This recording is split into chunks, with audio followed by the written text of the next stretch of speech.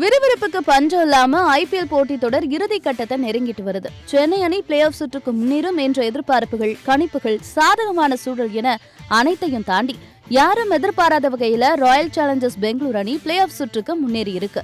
ஒரு வாரத்துக்கு முன்பு வர சிஎஸ்கேவுக்கு எதிரான போட்டியில ஜெயிச்சா கூட ஆர்சிபி பிளே ஆஃப் சுற்றுக்கு செல்றது கடினம் போன்ற கணக்குகள் இணையத்தை ஆக்கிரமிச்சுட்டு வந்தது.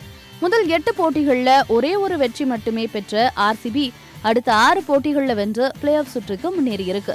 இந்த நிலையில ஒரு வாரத்திற்கு தனது இணையதளத்துல பிளே ஆஃப் செல்லக்கூடிய அணிகளோட கணிப்பை ஜியோ சினிமா வெளியிட்டிருக்கு.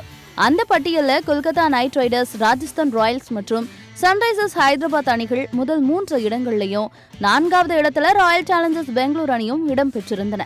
ஜியோவோட கணிப்பு மே 11ஆம் தேதி வெளியிடப்பட்டது. அந்த சமயத்துல ஆர்சிபி மேலும் 2 போட்டிகளை விளையாட வேண்டி இருந்துச்சு. ஆனா அந்த போட்டிகள்லயும் ஆர்சிபி வெற்றி பெற்று பிளே ஆஃப் சுற்றுக்கு முன்னேறும்னு ஜியோ சினிமா கணித்து இருந்தது. சிஎஸ்கேவுக்கு எதிரான போட்டியிலும் ஆர்சிபி வெற்றி பெறும் என்ற கணிப்பு தற்போது ரசிகர்களிடையே சந்தேகத்தை ஏற்படுத்தியிருக்கு. சிஎஸ்கே பிளே ஆஃப் சுற்றுக்கு போகாது என ஜியோ கணித்தது கிரிக்கெட் ரசிகர்களிடையே பேசு பொருளாக மாறியிருக்கு. எந்தெந்த அணிகள் பிளே ஆஃப்க்கு செல்லணும் அப்படின்னு திட்டமிடப்பட்டு அதன் அடிப்படையில தான் ஐபிஎல் போட்டிகள் நடத்தப்படுகிறதா அப்படின்னு சமூக வலைதளங்கள்ல நெட்டிசன்கள் கருத்துக்களை பதிவிட்டுட்டு வராங்க.